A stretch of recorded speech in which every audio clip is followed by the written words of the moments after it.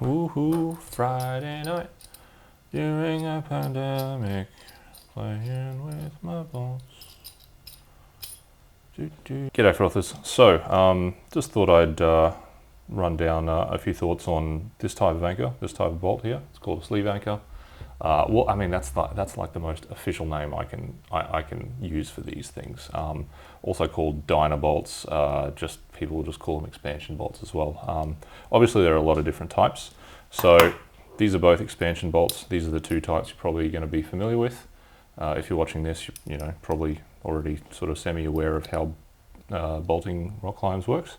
But yeah, this one I'm going to call a wedge anchor or wedge bolt. This one I'm going to call a sleeve anchor or a sleeve bolt. So why is it called that? Yes, it has a bit of a wedge, but it's got more of a sleeve.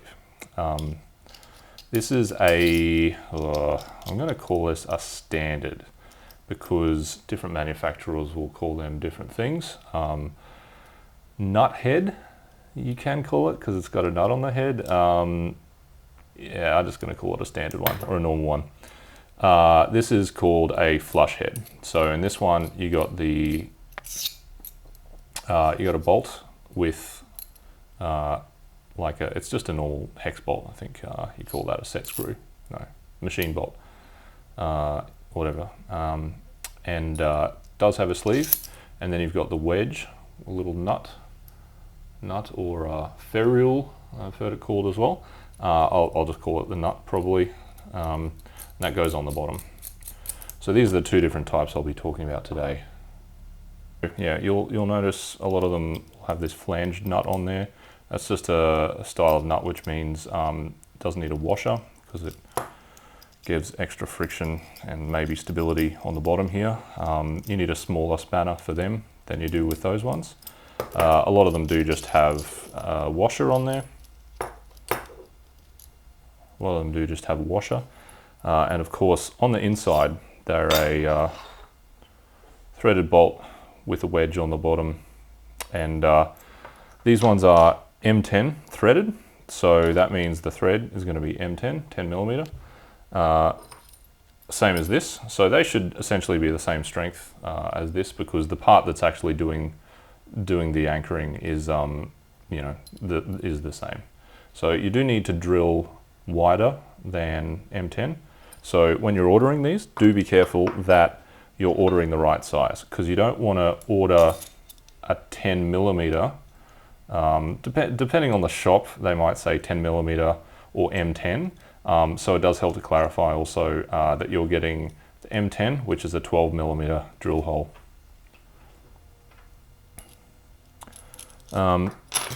So with these, you generally want to just use, so that's a 12 millimeter, call that a 12 millimeter bolt.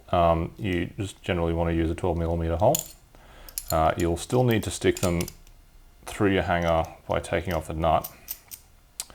And they should be good to go just like that. But if you have hangers with a 10 millimeter hole, you don't necessarily always get enough meat on that screw there to be able to pull that off. So, I mean, if you're in a real bind, I guess you could get a grinder and trim off a few millimeters of sleeve so that did fit. But really just, far better to just stick with the correct size hanger. Or find some bolts that do actually have enough meat on there to do that. So this particular brand does. I think this one I'm holding now is a Fisher brand. In theory seem nice, made in Switzerland or whatever, but this particular bolt that I got, well, it actually came as a 1/2 inch instead of 12 millimeters. So 1/2 inch is 12.7 millimeters and it doesn't fucking fit in a 12 millimeter hole. Fuck, I was annoyed with that because I took it back to the shop and I was like, guys, this is bigger than 12 millimeters. It will not fit. And they're like, oh yeah, it does. They work fine. And Christ. So long story short, I had a few of these. I did try to use them. I ended up just basically deforming the thread, bashing the shit out of the top there with the hammer, trying to get it in. And then because it wouldn't actually go in, and the thread was bashed down, I couldn't get them out either. So that was fucking annoying. I did eventually do it, but Jesus Christ, what a screw up. So yeah, if you're in metric town like me, make sure you get the metric bolts. And yeah, with this particular one, you can see I did have a go at sort of grinding them down a little bit thinner to try and get them in a 12mm hole, but gave up on that real quick because yeah, you don't really want to be modifying your bolts. All right, so what else? The flush heads, when you're threading them onto the bolt, the hanger. Christ, get your shit together. When you're threading them onto the hanger, hello, focus.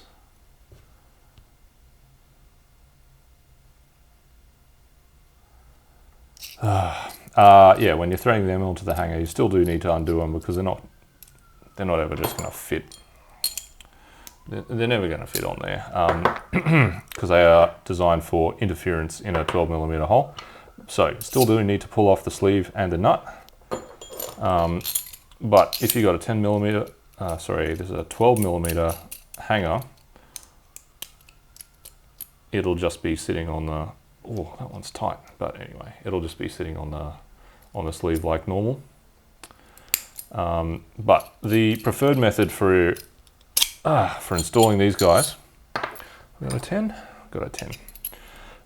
Preferred method for installing them is a 10mm hanger, D10 on the petzl, very nice. And so you don't actually have the hanger sitting on the sleeve. It actually just sits on the thread, and then the sleeve goes up against the back of the hanger. And so this is nice because when you tighten this up, it means the tension on the bolt is actually holding the hanger flat as well, or it's hanging in the correct orientation, so it's not going to spin around. If you have it with the 12mm hole and it's just around the sleeve, that just relies on the tension against the rock to hold that in. So if you don't have your hole drilled deep enough, these bolts will still set, they'll tighten up, you won't be able to tighten them up anymore, but the hanger will still be spinning a bit. And they're basically just going to be doing that. So when do you want to use these? Well, kind of like whenever you want. This shorter style is about 70-75mm usually. You want to be using them, I guess, in the same kind of situation you would use one of those. So if you've got pretty good hard rock, these are all rated for concrete, obviously, because they're originally a construction fastener. But yeah, if you've got anything sort of better than hard limestone or pretty hard sandstone, then they should be fine. If you're not quite sure, or if the rock maybe is disjointed, you can always get longer ones of these as well. So you can get longer ones of the standard style, that style. The flush heads, they only ever come in this, as far as I've seen. I've never seen a longer version of that, which is a shame, because they are quite nice. But it's a good option if you just want to be a little bit more careful. Obviously, it takes a little bit more drilling to get that, but that'll be sitting 100 mil in, or what is that, 4 inches, rather than just 3 inches. So yeah, quite a good option there. The thing with these long ones is sometimes the manufacturer will just go a bit cheap in their bill of materials department. Their their manufacturing process, they'll try and simplify it out. So they'll actually get a two-piece sleeve, which still works fine. It just means that if, like me, you're relying on these being easy to remove, they will not be, because you won't be able to grab that sleeve and pull it out like normal. Different manufacturers have different ones. Even different batches, seem to be slightly different a lot of the time. So, don't worry too much about that. I historically use these because they were kind of just the first stainless expansion bolt I was able to find. I just got them at the hardware store. You can buy them at Bunnings. If you're in Australia, you buy Bunnings individually for, I think they're about $6.50 or something like that. But if you shop around, you go to an actual bolt supplier, you can get them cheaper. So yeah, if you're in Australia, head down to, what is it, Bolt and Nut Australia? Nut and Bolt Australia, I'm not sure. They're an online store based in Brisbane, I think. And I usually buy, 100 at a time. You can get them for about $2.20 or something like that, if you buy a big pack. So yeah, historically I've just used these because they're from a hardware store, pretty easily available. And also they're easy to remove. I worked out how to pull them out pretty quick. So if you fuck up, or your hole isn't drilled deep enough or whatever, you can pull them out pretty easily. I have a whole video about this as well. And then you can atone for your sins and not make the rock suffer by drilling another hole. So if you're in a position to be doing a bit of maintenance, like say you found some loose ones or something, it often helps to loosen it off and see what's underneath, because if you just keep tightening this up and it's not fully in the hole, tightening it won't help. So that, there you go, focus on there. So that's one thing you want to check. Also superficially, here's God rolling around everywhere. So superficially, if you have this style of sleeve anchor, it'll look pretty much identical to a wedge anchor on the outside. So one way you can tell the difference is if it has a flange nut on it. That's probably going to be one of these. I've never seen wedge anchors with flange nuts on them. But the main way you will be able to tell is wedge anchors usually have this post. They've got this extra material here, so when you bash them in, you don't damage the thread. These don't often have that. Again, sometimes they do. It varies by manufacturer and even by batch. But these will usually just end in a sort of cut off on the thread there. The reason why is because these ones have a lot more interference when you're hammering them in. So you've got to bash the hell out of these usually, especially if you've got a small hammer to get them in. So they're actually designed to take that.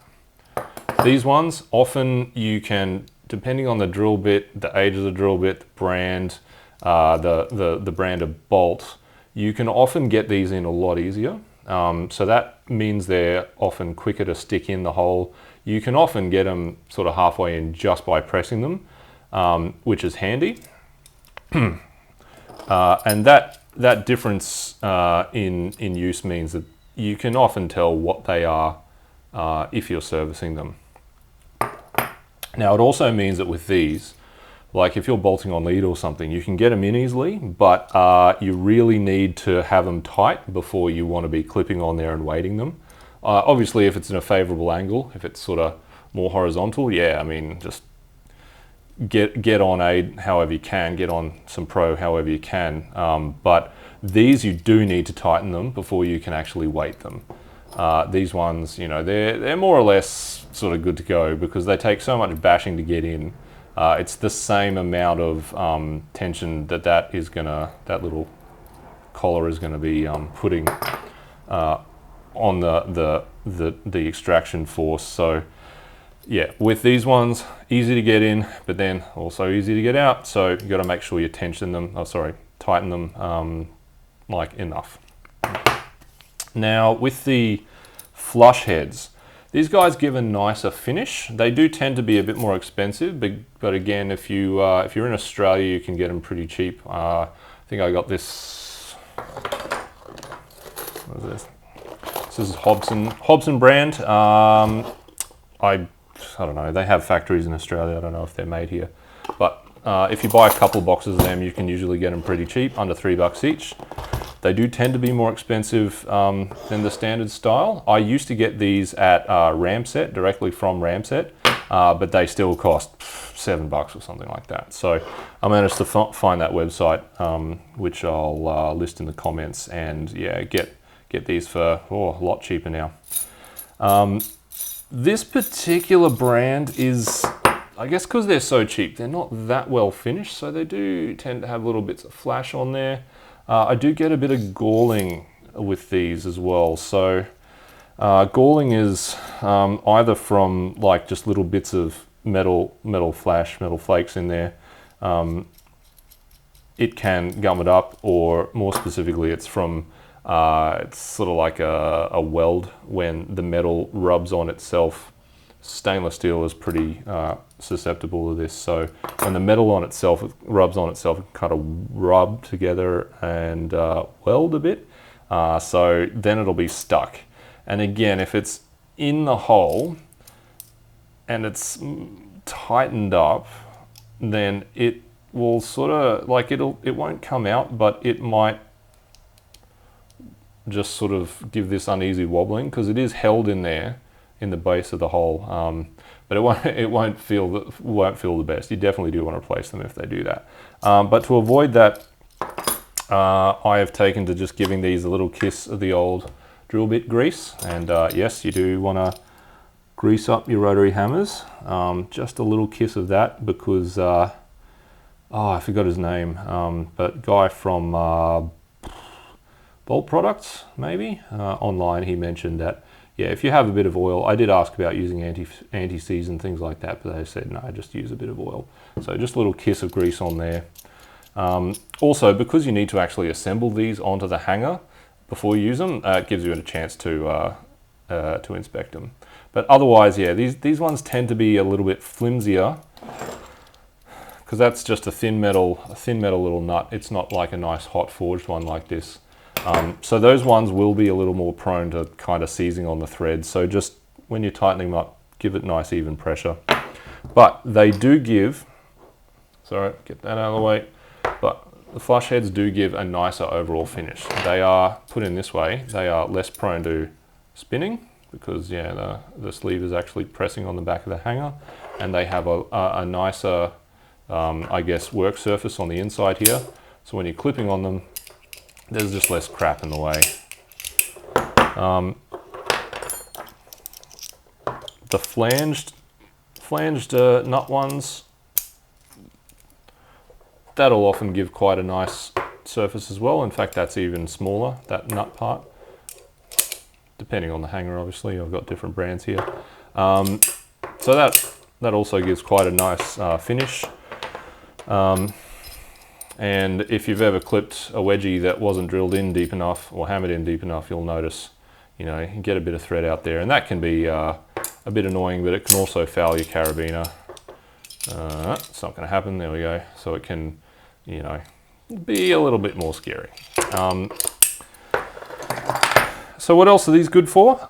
Again, I noticed that I mentioned that these are easy to remove. So these ones, if you're looking for a temporary anchor situation, say if you just want top access around the top of a cliff, these might be a nice option, because if you just need access to abseil down to get established on the cliff and you want to pull it out later, these are good because, yeah, like, you know, check out my other video about it. Real easy to remove. If you don't want to have a bunch of these, the old rock syringes. Now, I love these things, but if you're not into using that kind of thing, you could get a couple of them, a couple of galvanized ones. You could even use smaller ones, or I think that's a, what is that? I think that's an 8mm. I wouldn't use an 8mm, but probably a 10 would be okay. And you could use not stainless versions if you're just going to leave them out there for a short period and pull them out. So yeah, you know, that's another good use for these. The thing is, they do tend to be a bit prone to spinning, these ones. So especially, you know, it seems counterintuitive, but usually the spinners happen when your climber is lowering and the rope gets pulled laterally when they're lowering off. That's or you know, when they're falling, but it's usually not from the actual climber working on this hanger. It's usually when the rope is, you know, the rope has gone up, come down, and it's pulling sideways. And so these will actually tend to be a bit more prone to spinning. Anyway, don't know what else to say about these other than froth on, guys. Cheers.